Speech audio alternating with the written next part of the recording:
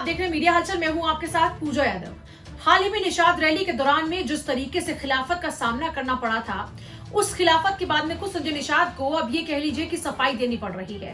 कोरी फजीहत के बाद में सफाई देने की वजह भी है, क्योंकि उस दौरान में कई ऐसे वीडियो सामने आए थे जिसमें साफ तौर पर निषाद रैली में पहुंचे जो समर्थक थे वो ये कह रहे थे कि आरक्षण नहीं तो वोट नहीं। इसी को लेकर संजय निषाद ने सीएम योगी आदित्यनाथ को अपनी नाराजगी भी जाहिर की थी और एक पत्र भी इसी बाबत लिखा था कि अगर आरक्षण मिलता है तो ही ठीक होगा।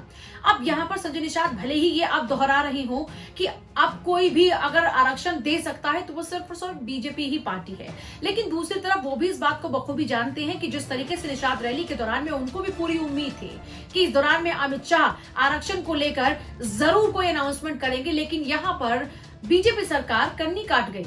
कन्नी इस तरीके से काट गई कि खुलकर इस बात को नहीं कहा कि हाँ अनुसूचित जाति में जगह मिलेगी, लेकिन दूसरी तरफ ये जरूर कहा कि इनके मुद्दों को हम सुलझाएंगे, इनके मुद्दों का हम निपटारा करेंगे, उनका हल करेंगे। लेकिन इससे बात कहाँ होने वाली थी। संजय निषाद खुद भी इस बात को कहते हुए नजर आते हैं कि जो निषाद रैली में उनके निषाद समर्थक पहुंचे थे वो उनके वादे पर, आश्वासन पर पहुंचे थे, लेकिन हाथ क्या लगा? कुछ भी नहीं।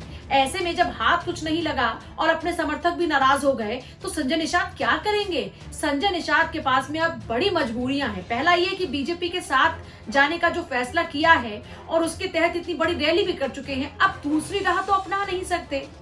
वैसे तो राजनीति में संभावनाएं हमेशा रहती है, लेकिन सिचुएशन यहाँ बड़ी अलग हो चुकी है।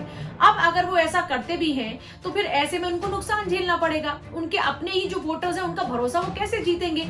तो ऐसे में अपने वोटर्स को ये भरोसा दिलाने का काम कर रहे हैं कि अगर कोई भी पार्टी है जो उनके लोगों को आरक्षण दिला सकती है, उनकी जाति के लोगों को आरक्षण दिला सकती है, तो वो सिर्फ और सिर्फ बीजेपी पार्टी। वो ये कहते हैं कि सत्ता पर बीजेपी है, मजबूती से है, ऐसे में सिर्फ और सिर्फ उनका हक दिलाने का काम बीजेपी ही कर सकती है। लेकिन बीजेपी ने जो ऐलान करना चाहिए था वो ऐलान मन से नहीं किया। अब इन तमाम वीडियोस को लेकर भी संजय निषाद ये कह रहे हैं कि सपा बसपा के लोग इस तरीके के फर्जी वीडियोस वायरल कर रहे हैं, जबकि रियलिटी ये है कि उनके मंच के आसपास ही किस तरीके से खिलाफत शुरू हो गई थी और लोगों ने खुलकर कहा था कि अगर आरक्षण नहीं तो वोट नहीं।